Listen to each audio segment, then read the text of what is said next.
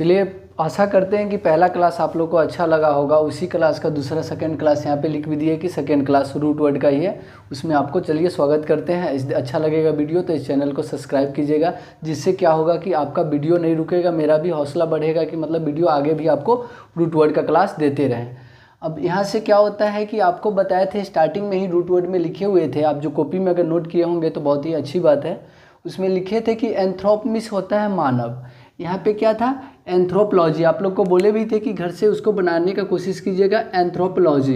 Anthropology का मतलब होता है मानव विज्ञान, जो मानव के बारे में जिसमें अध्ययन करते हैं वो मानव विज्ञान। मतलब कहीं पे भी अगर बुक देख रहे हैं तो बोलेगा कौन किसका बुक है, तो आप बोल सकते हैं एंथ्रोपोलॉजी का बुक है। तो एंथ्रोपोलॉजी का मतलब अगर आप किसी चीज़ का अध्ययन ही कर रहे हैं तो आपसे पूछेगा कोई किस चीज़ का अध्ययन कर रहे हो, तो एंथ्रोपोलॉजी का अध्ययन कर रहे हैं, मानव विज्ञान का अध्ययन कर रहे हैं। तो ये क्या है, तो यहाँ से आपको ये चीज़ पता चलेगा। अब किसी एक वर्ड से देखिए कितना चीज़ आपको सीखने को मिलेगा।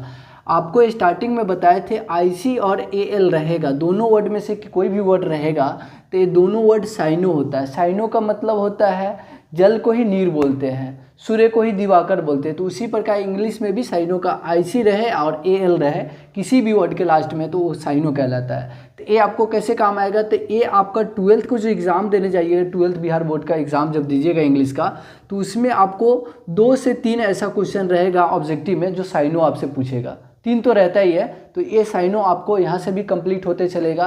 तो ये सिर्फ रूट वर्ड आपको वर्ड नहीं सिखलाएगी, यहाँ से आपका ग्रामर भी अच्छा होते चलेगा, साइनोनिम्स भी अच्छा होते जाएगा, एंटोनिम्स भी अच्छा होते जाएगा, जैसे उल्टा भी उसका अच्छा होते चला जाएगा। तो देखिए ये दोनों वर्ड में क्या है, लास्ट में देखिए आई सी और क्या है एएल है। तो आई सी और एएल का मतलब यही होता है संबंधित होता है, जो पहले वाला वर्ड होता है उसका संबंधित होता है। तो देखिए एंथ्रोपोलॉजिकल, तो ये क्या हो गया, मानव विज्ञान से संबंधित। तो ये दोनों का मीनिंग हिंदी का एक सेम ही होता है। जब दोनों का हिंदी मीनिंग सेम होगा तो क्या कहलाएगा, साइनोनिम्स कहलाता है। तो आप इस कभी भी अगर किसी वर्ड में देखिएगा आईसी और एएल रहेगा तो अगर पूरा वर्ड मिलेगा सेम तो इसका मतलब क्या है, दोनों एक दूसरे का साइनो है। अब चलिए आगे बताते हैं, अगले क्या है कि फिर एंथ्रोपोलॉजिकली आप बताए भी थे कि आपको अगर कोई वर्ड एएल और सीएल पे ख़त्म होता है तो क्या होता है, एडवर्ब से एडजेक्टिव बनाने के लिए एएल का प्रयोग करते हैं। तो वहाँ से क्या हो जाता है, एएल आ जाता है। तो क्या हो गया, मानव विज्ञान से है।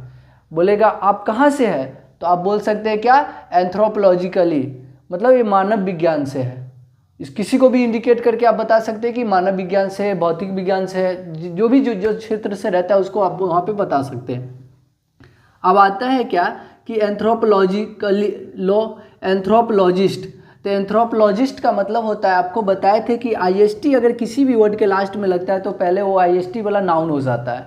दूसरा क्या होता है, ये किसी एक व्यक्ति विशेषज्ञ के बारे में बताता है किसी शब्द के। जैसे देखिए एंथ्रोपोलॉजी, तो एंथ्रोपोलॉजी का मतलब हो गया मानव विज्ञान, तो मानव विज्ञान विशेषज्ञ हो जाएगा।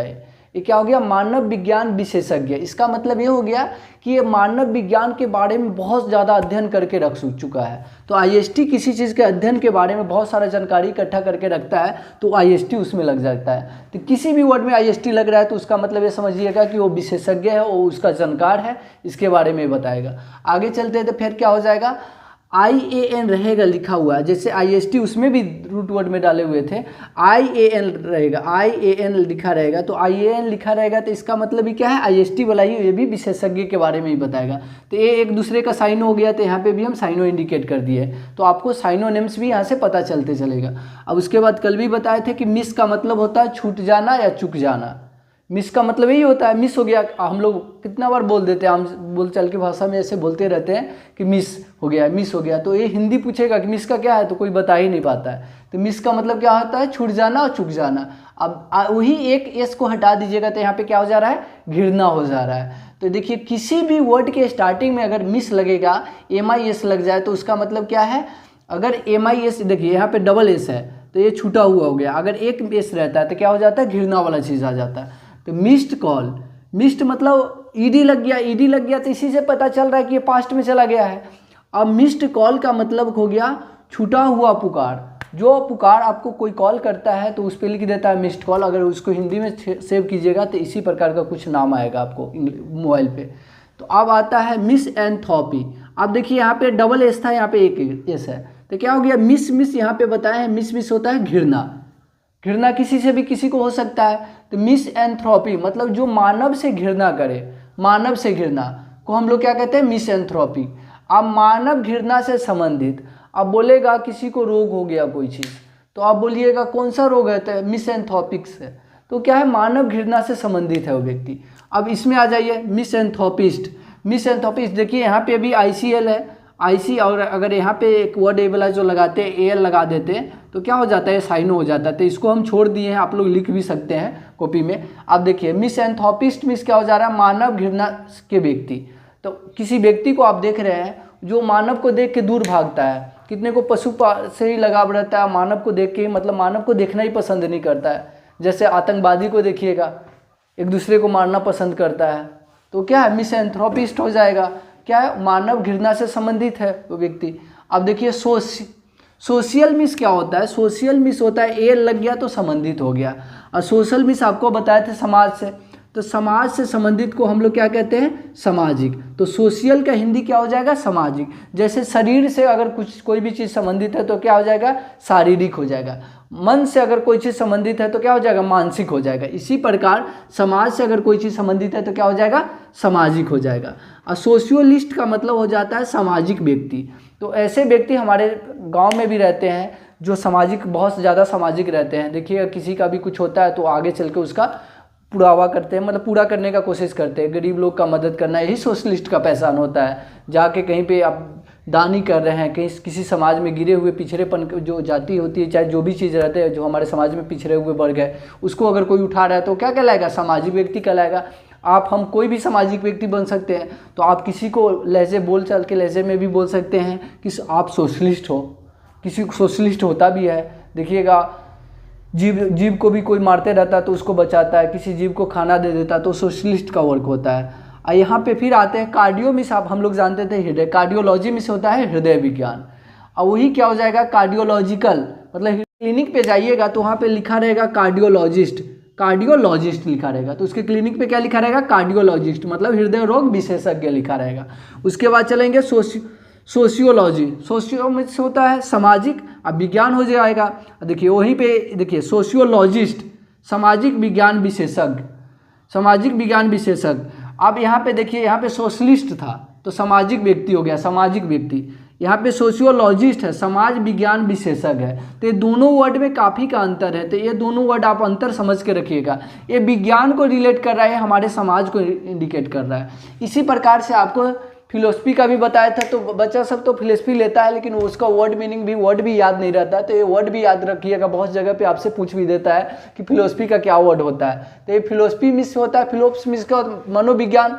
तो अब आते हैं क्या, जियोलॉजी, जियोलॉजी मिस होता है भूगर्भ विज्ञान। अब इसका जैसे ही जियोलॉजी में ICL जोड़े, IST जोड़े तो ऐसे जोड़ जोड़ के आप इसको क्या कर सकते हैं, ऐसे ही वर्ड 3-4 इसमें बनाते चले जाइएगा।